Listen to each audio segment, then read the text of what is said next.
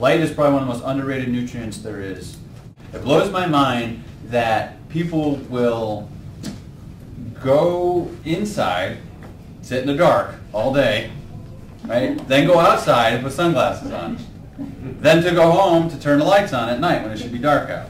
So when it's light, they want it dark, and when it's supposed to be dark, they want it light. And then they wonder why they don't feel well.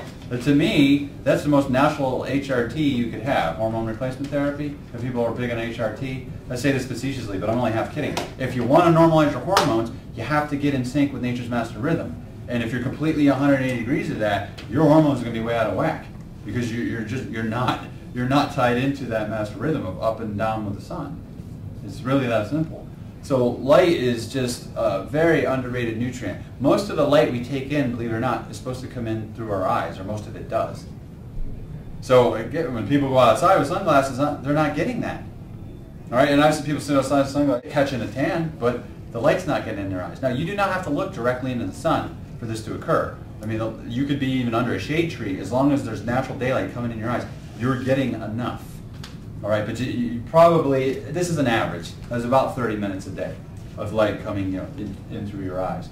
Now, interestingly enough, in the last few years, I've gotten sun. This winter's been a blessing. Obviously, I think you could all agree with the weather hasn't been that bad. But last year was really cold. Remember, I was still out there, just letting the sun come in, and I felt great all winter. Just felt like I was never low in D, and just never felt like I was getting sick. And so I'm definitely convinced that light matters and light needs to come in through your eyes. There's a reason your eyes, the iris of your eye actually looks like the sun. That's probably a clue that light's supposed to come in through that organ. But the eyes are a light processing organ. They're meant to process light. There's an upper and lower channel. Like once the light comes in your eye, there's an upper channel, lower channel. One goes to the optic nerve so that you can see. The other goes to the neuroendocrine system, which is the pituitary glands. They get light, and then that signal actually feeds the whole rest of the body. Kind of important. You don't want to be cutting that off the whole time on a day-to-day basis. Okay? It has to be sunlight or just any light? Yeah, I mean, you want sunlight, but natural daylight for sure, yes. So my point was, if you're under a shade tree and the sun is coming down, it still could be coming through the tree and it's penetrating your eyes. You do not have to look directly at it. If you are properly nourished, you won't get burned. I've run this experiment in Aruba, in Quilla Morada, in Costa Rica, in other very hot places. I ate things, high water content, such as cantaloupe, romaine lettuce, celery, just fruits and vegetables. I never got burned. It told me right there, like, okay, and I thought it through, like, well, when people get burnt, what do they rub on their skin? Vitamin A, vitamin E, but why don't you just eat foods high in those things? You probably wouldn't get burnt to start with. It's like an epiphany. So being properly nourished is the best sunscreen you can take. I don't believe in blocking the sun because the sun is supposed to hit you. Okay, if you want sunscreen, it's called long sleeves and pants, a shady tree, a big sun hat, a sun umbrella. Okay, that's sunscreen. But you don't want to block anything because it's supposed to hit your skin, it's supposed to hit your eyes.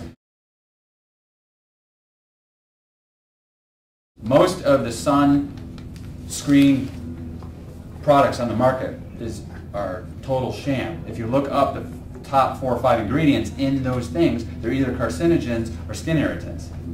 So that means they either cause skin cancer or they cause skin irritation. It's like, whoa, wait a minute, I thought they were supposed to prevent that. Yeah, they don't. So if you're curious, just pull something out, go look up the MSDSs on it, which is the material safety data sheet of these chemicals, and just look up what they are, and you'll have your answer. Sun gazing came up before I started the lecture, and I want to address that real quick. Sun gazing is the process of actually looking directly into the sun for spiritual reasons and for health reasons. Here's my thoughts on that. If you've ever looked at a sunrise or a sunset, you've probably done so out of instinct, and you never got injured. You just went, oh wow, look at that sunset. It's kind of pink, it's just floating over the ocean, and you never hurt yourself. So it's probably safe to look at it then. That's the point. If the sun is blazing fireball in the sky and you're like, and it's burning your eye, it's probably not safe to look at then. So if you go out and sun gaze in and say, oh, I did that and I burnt my retinas out, well, that's just not following common sense, is it? So it's funny, if you call it watching the sunrise and the sunset, no one seems to get freaked out. If you call it sun gazing, everyone's like, whoa, it's part of a cult or something. So just something to think about.